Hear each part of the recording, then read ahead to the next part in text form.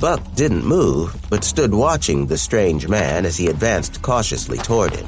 You fooled me with that trick, but I ain't gonna be fooled this time. The horse remained stone still as Jesse walked slowly up to him and took the reins again.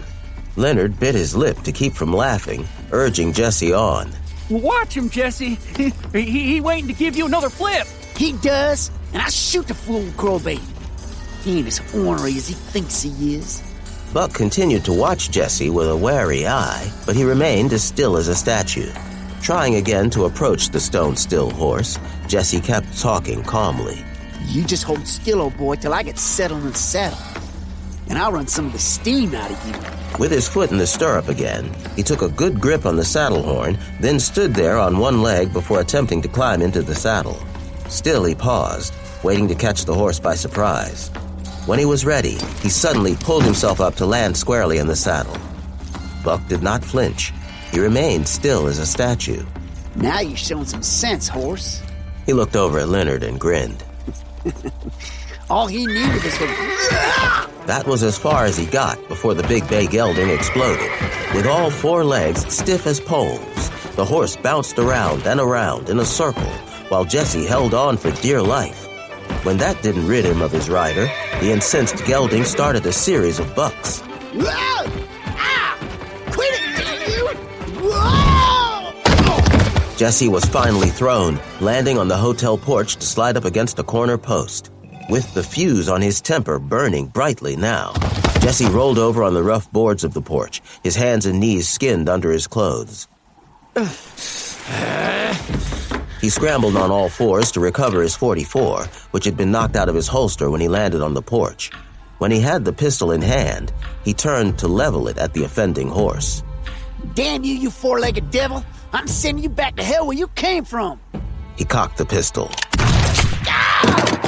The .44 slug knocked his pistol free. Jesse turned to see Perley standing in the doorway, his 6-gun trained on him. I'm willing to ignore your childish behavior when it ain't doing any harm, but you're going too far when you mess with my horse. He glanced over at Leonard, standing in the street, to make sure he wasn't showing any signs of retaliation. He wasn't, after having witnessed the swiftness of the shot just fired.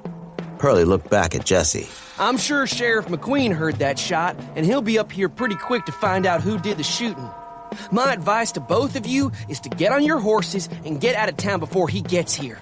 If you do, I'll tell him it was just an accidental discharge of a weapon. If you don't, you're going to jail. So what's it gonna be? We're getting out of town. We don't want no more trouble. He hurried over to the edge of the porch. Come on, Jesse, he's right. It's best we get out of town. You can't go to jail right now. Jesse was in too much pain to argue. He picked up his pistol with his left hand and let Leonard help him off the porch. I might be seeing you again, Perley! Come on. Let's get out of here and find a place to take a look at that hand. Perley stepped out into the street to watch them hurry to the saloon where their horses were tied.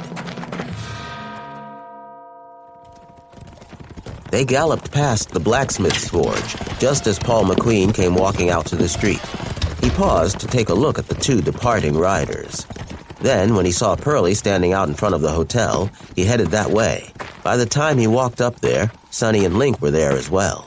Wasn't that those two in the dining room before? Yep, they decided it best to leave town before they wound up in your jailhouse. I did the best I could to avoid trouble with those two, but that one that kept picking at me was fixing to shoot my horse, so I had to keep him from doing that. And you shot him? Just in the hand. I told him you'd be on your way to most likely put him in jail, so they decided to leave town. Good, because it don't look like I'm ever gonna get done shoeing Luther Raines' horse. Sorry you were bothered. If you do get called out again, it won't be on account of me. We're fixing to head back to the Triple G right now. No, I know it ain't your fault, Perley. You don't ever cause any trouble. But damned if trouble doesn't have a way of finding you.